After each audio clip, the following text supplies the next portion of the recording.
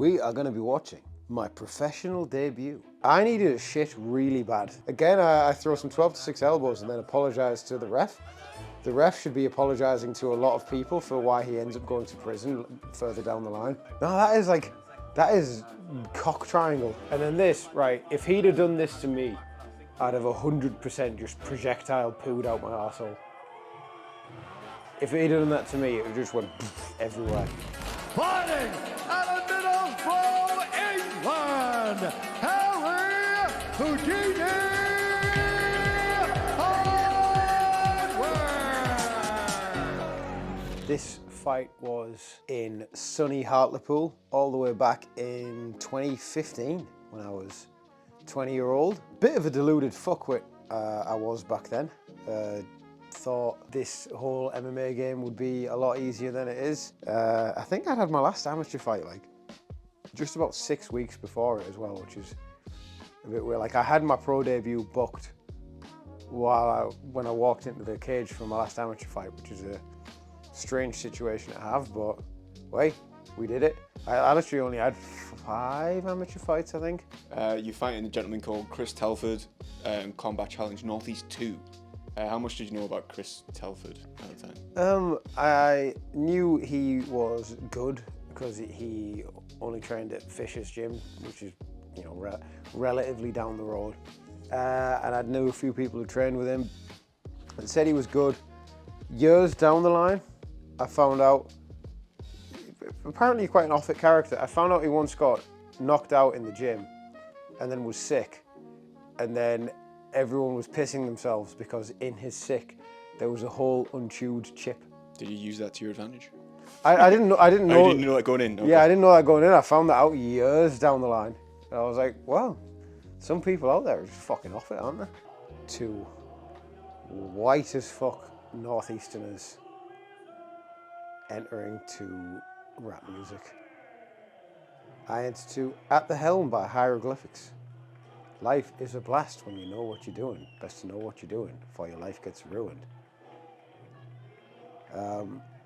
I needed a shit really bad this fight. I remember at this point in my entrance, I was literally, all I could think was, my shorts are blue, it'll show up. Jamie Taylor then whispers in my ear, cool entrance song, bro. That's what I'm smiling at, which was a little bit of a distraction in that moment from the fact that I was just desperate for a poo. This was in my vegan days, hence bantamweight and being that pale. But also because like you're vegan, you're like, oh, you gotta have Whole Foods, all this blah, blah, blah. So it was like I refueled with like whole wheat, just too much fiber. Too much fiber in the refuel meant too much shitting was going on.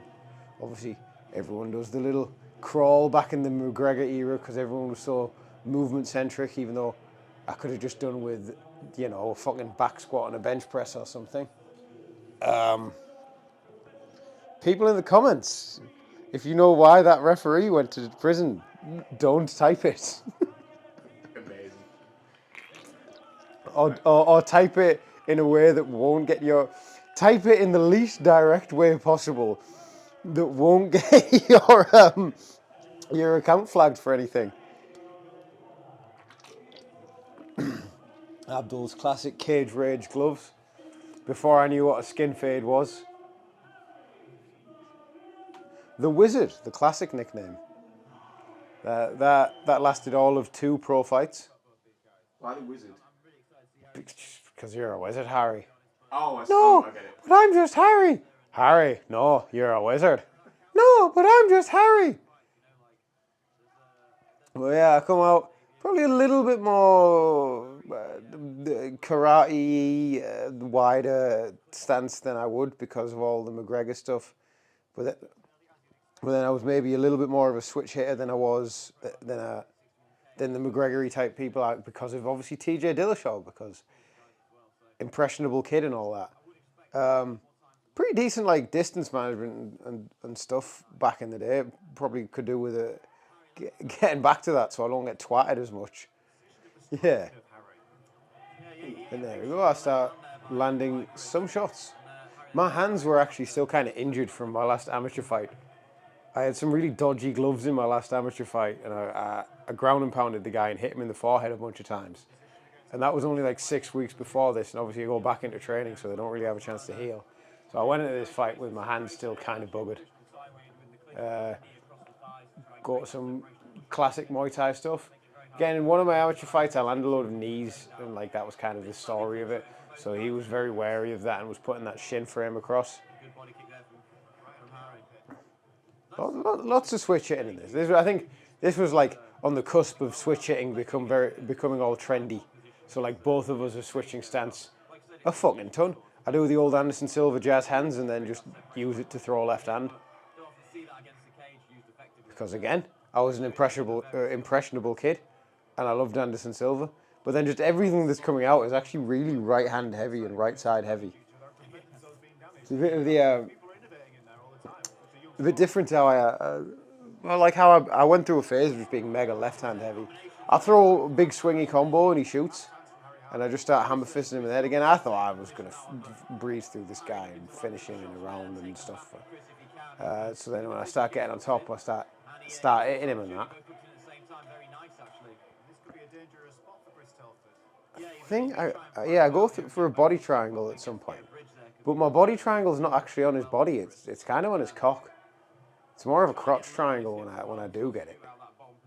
Like it's a really weirdly low because he's very awkward to deal with it. Like he was doing loads of weird foot fighting stuff, and his grips were really awkward. So I felt like it was a bit of a struggle defensive, like to get myself to a good offensive position. Going with single hook control here, people don't appreciate how good just single hook back control is. Yeah, he keeps doing all like awkward grips and stuff, and that, when jiu-jitsu wasn't as good as it is now. Well, some pretty cool stuff that like I'm doing that I obviously at the time I didn't really know I was doing. And there we go, there's the crotch triangle. Body triangling him right across the penis. And then he does this weird defense where he posts on both my wrists and just goes up like this. It's so awkward. Like I didn't know what see I'm trying to get my hands free and I'm like, I don't know what the fuck I'm doing, and he's just stiff arming my wrists. But yeah, body triangle under the balls. That is like properly under his testicles. That's nearly calf on gooch. I guess you you can't hit the Willis. You can't squeeze the Willis with your hands. But any other means of putting pressure on the Willis and the balls and that's the ref can't really say out about it. So I don't know. Maybe the next meta in MMA is ball triangling someone, just absolutely squishing fuck out of them. Again, I throw some 12-6 elbows and then apologise to the ref. The ref should be apologising to a lot of people for why he ends up going to prison further down the line. No, that is cock triangle. This was before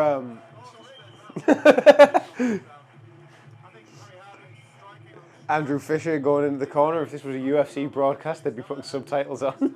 This was before choking people through their face was as popular a thing. And I think I probably could have done with some of that. See, I clocked, I was like watching my involuntary foot twitch there. And then I looked down and my feet now are still doing the same involuntary foot twitch. But yeah, it deluded me. I start screaming something like, I don't get tired at him or something here. I'm just ready to go because I'm just young, dumb and full of fibre because I need to shit myself. The shorts, just any story behind the shorts? Just the Adidas. Blue compression sort of thing. I just never wore MMA brand shorts for the longest time. I would always just I would only wear, could be a TISM thing, but I would only train in compression gear for the longest time. And I just found that the texturally and material-wise, the non-MMA branded stuff was less invasive and upsetting. Starts going for the guillotine. He's got a pair of like Fisher's old Bellator gloves on, and they've definitely done the rounds in the gym because they did not smell nice. They really didn't. But yeah, it's like anytime there'd be a stop, I would notice again that I needed to shit myself. It was just fucking. It was like. It wasn't quite turtle heading, but it was pretty close to that. Start going for the Kimura for no reason. Don't really get it. Yeah, the wrestling and the ground control stuff in the fights pretty nice considering how I didn't particularly have much of an affinity to that sort of stuff early. It's like George when we first got into it, when we first transitioned to MMA from Thai boxing, embraced the whole wrestling thing much more than I did. Goes for the guillotine here, but then like he ended up losing a bit more of his Muay Thai than I did, and then it was sort of like we've both kind of like accounted for that now. But like initially, George got wrestling and understood wrestling a lot more than I did. I think because I was much smaller than everyone. There was like George and Paramuz and Abdul and Mansour and that. I just never actually finished takedowns in the gym because everyone was bigger and better than me. So like it just was not something I ended up having much of an affinity towards. But still, must have rubbed off a little bit because young me here was doing a pretty good job of like wrestling and ground control in this fight. He wrestles up, I stuff the hips, and I get back to this Muay Thai position, try and take him down, throw a knee, and then this, right, if he'd have done this to me, I'd have 100% just projectile pooed out my arsehole. If he'd have done that to me, it just went everywhere. My head hit the floor a little bit at that point, which, like, there's no way it doesn't hurt. Like, you sort of hit, you end up taking them down, and there's that little, like, dunk. And then you start thinking, like, what if I Mark Curd myself? And then you sort of spend a few seconds, like a few milliseconds, kind of thinking, oh, what if I'd have just Mark Curd myself and knackered myself there?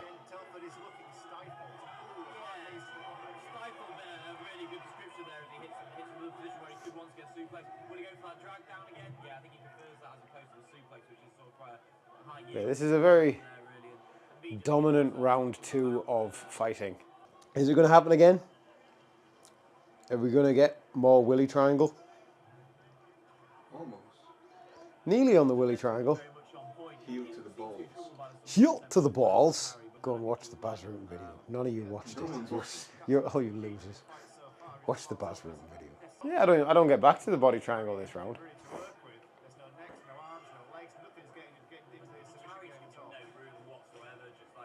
There's like little Harry B. hard nurga made of. I don't know. I was starting to get a little, obviously, young deluded me was almost shocked that like, oh, I'm feeling a bit tired here. My legs are feeling a bit heavy. I wasn't tired. I was just standard round 3 in a fight tired. Like, there have been fucking times where I felt fucking tired in fights. This wasn't even in the same universe as them. Especially back in the vegan days, I was too skinny and emaciated to actually put out enough output to make myself actually fucking tired. Come out, and then I start kicking him in the leg, and I'm like, oh, pretty much every one of these that I'm committing to is landing. You hit him with the false there. Yeah, just the old. I had a little bit more of the old, because I was a big Anderson Silva fan, so a little bit of the weird Anderson Silva hands. Boom. All these to the thigh because it was the classic days. If these had been that skimmed close, like the parry into the high kick, if I took another little step with my left foot, that could have potentially, and I'm hitting him with the force again, potentially done some damage, but I didn't, so it didn't. You know, if your grandmother had wheels, she'd have been a bike. I think if these were to the calf, I could have done them at a bit of a longer range, but obviously the calf kick wasn't really popular back then. And you can fucking meme this up all you want. When I first saw the calf kick, I was dismissive of it. Obviously, by the time I actually fought Fernandez and had the UFC fights and had however many Cage Warriors title defenses, I was not dismissive of it at all, and I was using it quite effectively. But when I first saw it, I was like, nah, you couldn't get that on a good Thai boxer. And then, lo and behold, loads of K1 fights are being finished with it, and like people are getting stopped with them left, right, and centre. They are just a very effective old tool. I'm just taking these little steps back, and I'm just sort of pot-shotting him with the calf kicks. I think I just kind of get into this comfortable rhythm where, like, not the calf, with these low kicks, sorry, where I'm like, well, these low kicks are landing. Maybe kind of just start staying on the outside, and I think part of my brain is like, oh, I might be able to finish him with these if I keep kicking him. He shoots this takedown, it's a very good shot. I start defending, and then he does do a good job of chaining, and then obviously, you know, you got to be relaxed, but I was like too relaxed here. Just dangling my head about, fucking about with the hand fighting, and then he manages to get this trip. So I'm not like in a mad rush to scramble up for whatever reason. I'm getting my guard back. I had good success with submissions and submission attempts in like comps and amateur fights. So I was like, oh, I'll just get my guard back and I'll submit him. Doesn't fucking work like that when people are sweaty. I do get an elbow to the face for the first time, which is an interesting experience. Like, you start immediately thinking, oh, have I been cut? The first time you take a proper flush elbow, but I was alright after this. But yeah, like, see the weird bruising from the low kicks on his leg. It was very odd. Maybe again because I was so skinny and vegan that it was almost knife-like. I go for the sweep, I back off, and then I rush in here, and then this is where I cause a lot of problems for myself. Smother my dang work. I try and spin around to his back, but he has my left hand like that. If I'd have got my left hand out sooner, maybe I'd have been able to get to a more decisive, kind of like dominant position.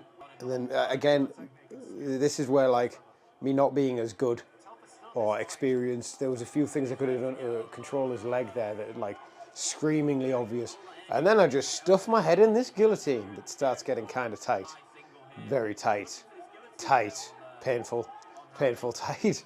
But weirdly, like, Abdul had showed me this guillotine defense like 2 weeks before this fight. He just showed me the bailing out to the floor thing, and it saved us in that situation. And then I'm like, because I think I'm the best thing since sliced bread, and I'm so arrogant, and I think so highly of myself, I actually start like, my decision making starts freezing because I'm just like, oh, this isn't perfect, and I'm on my back, this isn't good. Which is stupid now. Like, the older I get, the more I realize how utterly moronic this is. Like, you're in a fight, you know, like, oh, well, the guy went for a guillotine and I bailed out and I defended. Sound, well, now I'm on my back and now I need to start doing stuff. Whereas here, I just kind of like laid it out and was a bit like sulking. I did slip some shots there. I don't know if we can. I do start doing some weird head movement from me back though.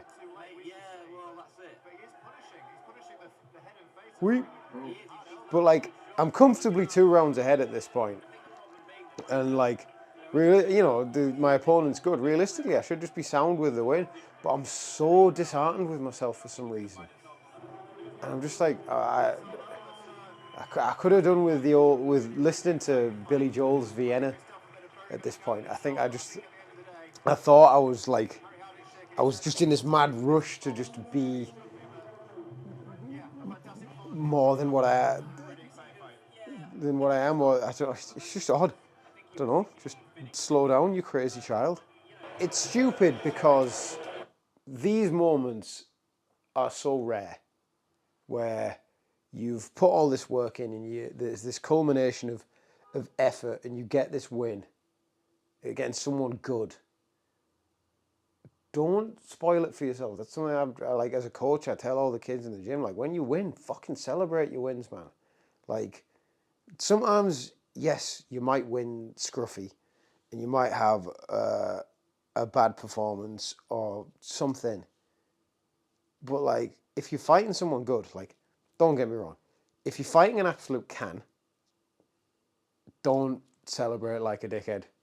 Do you know, like, if I've seen it a few times where like, well, I've had to study a fight recently where someone was getting pieced up by a can who was brought in to lose to them. this can throws a body hook, injures their hand, and then this guy is like doing this and screaming, ah! Ah! And I'm like, yeah, do you know, like, celebrate your wins, but that's just embarrassing. But if you've beat someone good and you've had like a hard fight and you've done all your preparation, don't spoil the moment for yourself thinking about, oh, well, I could have not put my head here and then I'd have maybe had a slightly cleaner performance, or if I'd have landed that, blah, blah. Just, you've won. Enjoy it. It's rare. It's a rare thing. Even if you're super active and you're winning everything, like, I don't know, if you're fighting 4 times a year and you're winning everything, that's still not a lot of time in that fucking moment to experience that feeling. So just never spoil it for yourself. Unless you're fighting shitbags, then actually just fight someone good and don't embarrass yourselves. Always, that's the thing you always do. You always check what colour tape's on your wrist before they announce, just in case they go in the red corner or the blue corner. You want to be absolutely sure. Did you really? You moved your hand. Did you think you didn't win that? No, I thought I won. I was just, no, it's not good enough because in my head I'm the best fucking thing since sliced bread. You know, it's like, it's stupid. It's arrogance. It's just complete fucking youthful arrogance. It's as Sadler would say in the original Resident Evil 4. Oh, the audacity of youth. Cue the clip. Ah, the audacity of youth. Do you know much about what Chris Telford got up to No. going forward? Not a clue. He's not fought since, I don't know. I think he's just gone, Just chilling. probs. I don't know, what do people from Sunderland and County Durham do? He's probably just on the sesh listening to rave music. Answering the comments, what do people from Sunderland and County Durham do? Yeah, he's probably just out there enjoying himself. Mining or something. I don't know. Yeah, well, I technically live in County Durham now. Do you remember roughly how much you got paid for that fight? 200 of your finest English pounds. However, I did get a generous ticket commission. I think my ticket commission was like a tenner a ticket. Like, I don't remember how many tickets I sold. I wasn't the most like popular guy, but like it made up. Do you know, like, it's one of those things where I don't mind. Like, obviously, you get some promoters that can kind of like pressure you and force you to sell tickets, which I'm not a fan of. And it gets really bad in boxing, where it's like you need to sell this many tickets to pay your opponent's purse. Whereas in MMA, you don't really get as much of that. And I think ticket commission is a good way to work it. Like, it's a mutual benefit situation. The promoter gets more money, you get more tickets. If you sell more tickets, promoters will look after you and stuff. So there's that sort of situation. But yeah, I think my ticket commission for that show was pretty generous, which helped. I was working full time at my dad's cafe at the time as well. So I think we're going to do some more of these. So let us know in the comments if there are any particular fights you want Harry to break down.